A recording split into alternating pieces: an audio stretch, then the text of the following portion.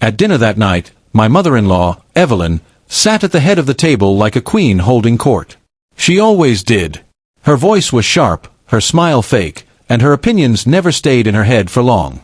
I had learned to let her words roll off my back, until that evening. It was supposed to be a family dinner to celebrate her birthday. My wife, Claire, had spent the whole day preparing, excited to surprise her mother with a luxury cruise package I had quietly arranged and paid for. Evelyn had always loved cruises, and despite her snide remarks about me, I wanted to do something that might finally earn a bit of peace. But as the night unfolded, she made sure to destroy any hope of that. "Michael," she began, swirling her wine as if she were on some royal throne, "how's your little blue-collar thing going?" She smirked. I set down my fork slowly. "You mean my construction business?" I asked evenly. "Oh yes, that," she said with a laugh. "Working with your hands must be fulfilling, I suppose. Some people aren't meant for bigger things." Claire froze beside me, her smile fading. "Mom," she warned softly, but Evelyn waved her hand. "No, darling, it's fine. I'm just saying, a man should aim higher. You could have done better for yourself, Claire. I still don't understand why you married." I didn't let her finish. I wasn't angry yet, just tired. I'd dealt with her condescension for years, how she looked down on me for not wearing a suit to work, for coming home with dirt under my nails, for building houses instead of sitting behind a desk. What she didn't know, or care to know, was that I owned the company. That I had built it from scratch with nothing but grit, long nights, and relentless effort. But explaining that to her felt pointless. I smiled politely. "You're right, Evelyn," I said calmly.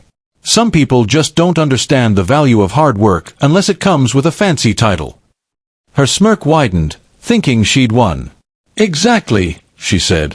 "That's why I've always encouraged Claire to be around successful people, like my friends at the yacht club." She looked at me, her tone dripping with fake sympathy. "You should come sometime, Michael. Though I'm not sure they'd let you in with those calloused hands." Claire put her hand on mine under the table, her silent plea asking me not to react. I stayed quiet. The waiter brought out dessert, and the mood lightened a little as Claire handed her mother an envelope. "Happy birthday, Mom," she said with a hopeful smile. Evelyn's eyes lit up as she pulled out the travel brochure, a 2-week luxury cruise through the Mediterranean. "Oh, Claire," she gasped. "This is incredible." Then she glanced at me. "You didn't pay for this, did you? Must have been expensive." I leaned back in my chair and sipped my water. "Actually," I said quietly, "I did." Her face froze for a second before she forced a laugh. "Oh, well, I suppose that's very generous of you. Though I do hope it's not beyond your means." That was it, the final straw. I smiled politely and said, "Not at all.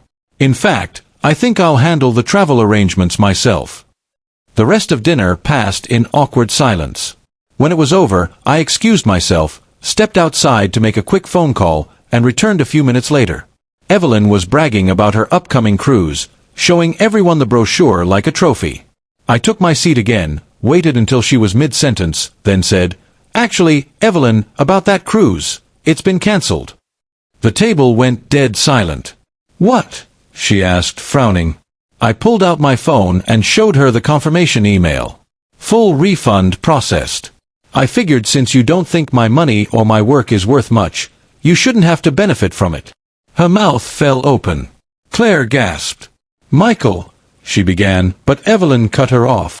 "You can't do that," she hissed. "That was my birthday gift." I met her eyes calmly. "No, Evelyn. That was a gift from a man you called low-class. You mocked my job, my effort, and me, in front of your own daughter. You don't get to insult the hands that were paying for your vacation." She sat there speechless, her face flushed red. The room was silent except for the clink of a spoon against a glass somewhere down the table. My father-in-law tried to defuse the tension, but it was too late. Evelyn glared at me, then stood up and stormed out, muttering about ungrateful men. When the guests had left, Claire looked at me, torn between frustration and disbelief. "Did you really cancel it?" she asked softly. "I did," I said. "I'm done buying respect from someone who'll never give it." She sighed, then looked at me with a mix of pride and exasperation. "You know she'll never forgive you." I smiled faintly. "That's fine." I stopped trying to earn her forgiveness the day I realized she didn't deserve my kindness. A week later, I got a call from my secretary. She told me Evelyn had come to my office unannounced, wanting to apologize. When I met her in the lobby, she looked smaller somehow, humbled. "Michael," she said quietly, "I didn't realize. I didn't know you owned the company." I shrugged. "You didn't need to know. Respect shouldn't depend on a title." She hesitated, then nodded slowly. "You're right," she admitted. "And thank you for taking care of Claire all these years." For the first time, she sounded genuine. As she walked away, I realized something important. Sometimes, people like Evelyn only understand lessons they can feel, and losing their privilege is the only thing that opens their eyes. That night, I came home to find Claire waiting for me with a smile. "You really made your point," she said softly. I just laughed, kissed her forehead, and replied, "I didn't do it to prove anything. I just reminded her who she was talking to."